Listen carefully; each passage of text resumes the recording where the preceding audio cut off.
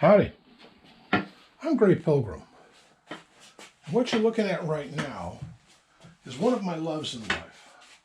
Oh, let's put it over here. Oh.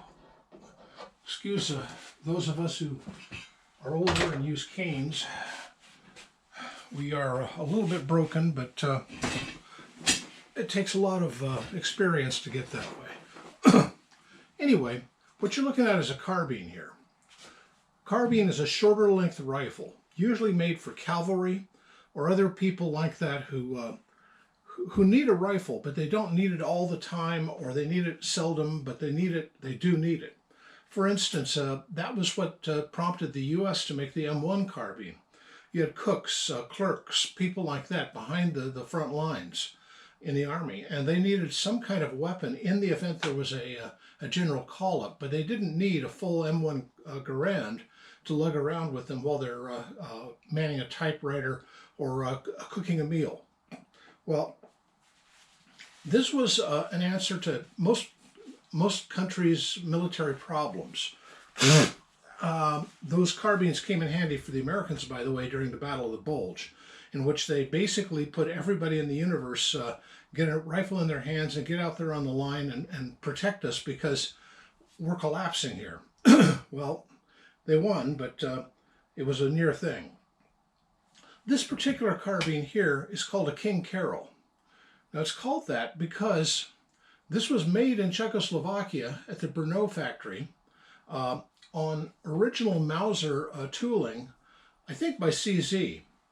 But this was actually made in a commission for carbines and rifles by the King of Romania, the last King of Romania. His name was Carol, so it's called a King Carol carbine. It has the remnants of a Carol stamp up here, the crest.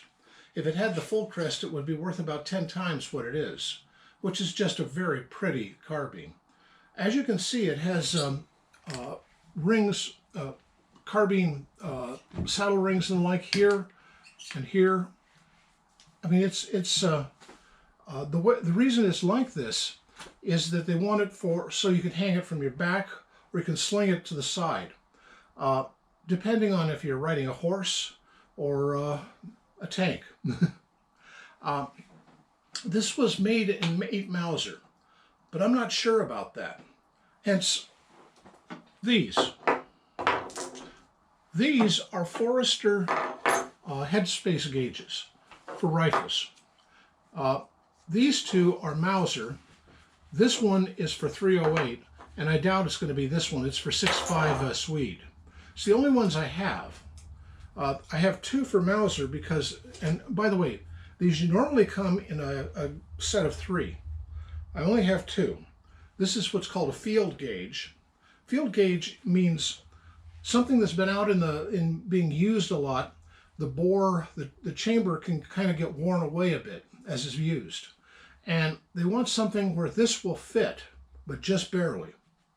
Which would mean if it's more than this and this doesn't fit, then that's what's called a no-go.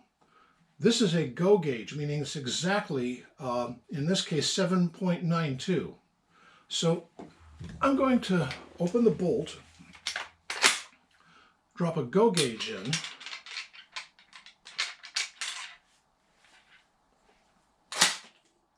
it won't go. It won't go. Oh boy. Well, maybe this has been rechambered in 308. This is a field gauge for 308. So that means it should, well,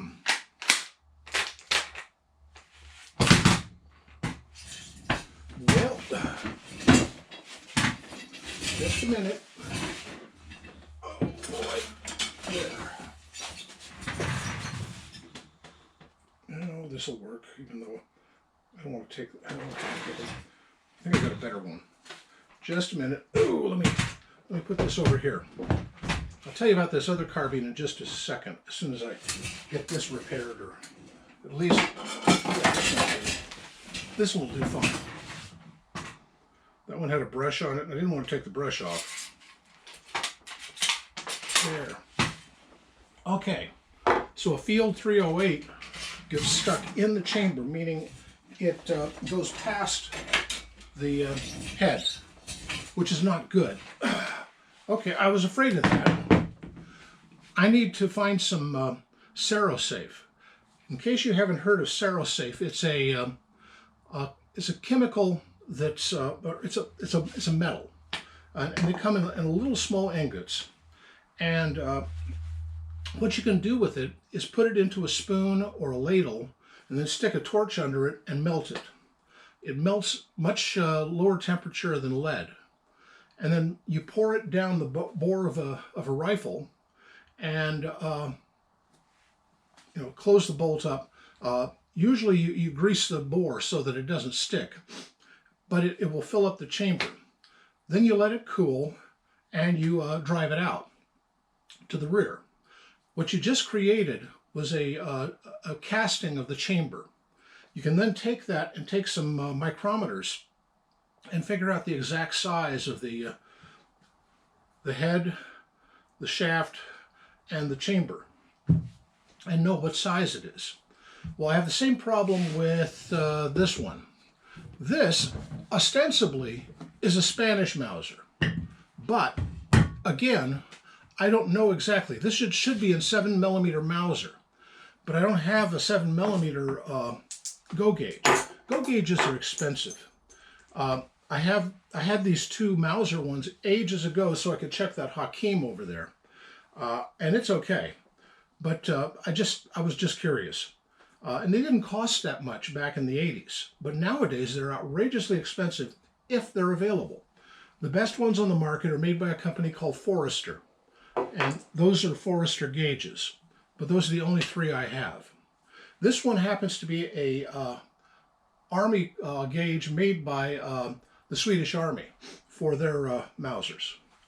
I'm just talking about carbines today, specifically European bolt-action carbines, which is one of my hobbies, one of my interests. Recently, I did a thing about Cold War Soviet satellite nations rifles. Do you like those combined videos, or would you prefer me just going in depth on the history of something like King Carol's carbine here? These did not outlast World War II. King Carol was deposed, and Romania became a dictatorship under Ceausescu instead, and which it was until the 1980s, where Ceausescu was making a speech. And if you're ever interested, go look at the videos of that. Oh, it's so interesting. I was alive at the time and watching it and thinking, oh my goodness, this guy is toast. And I was right.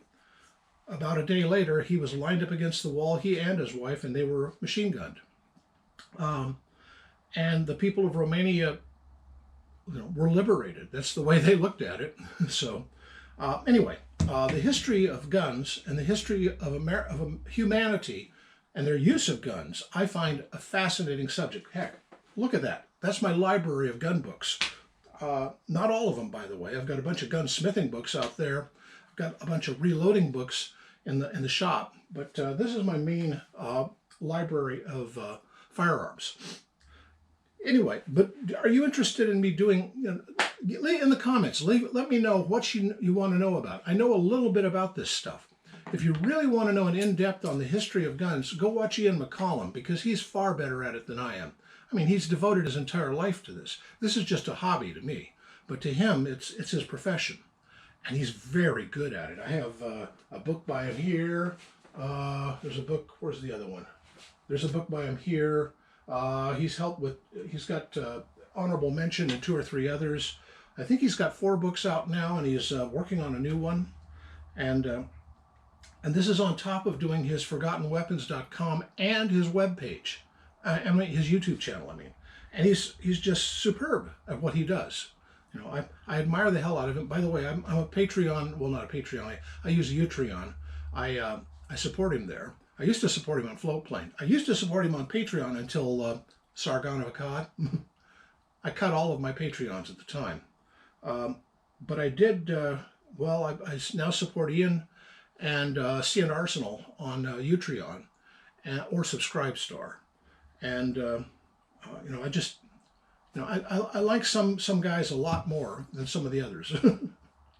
And those are the guys I like the most. Anyway, This is me talking about European carbines. Oh, come on, body. Happy trails, folks.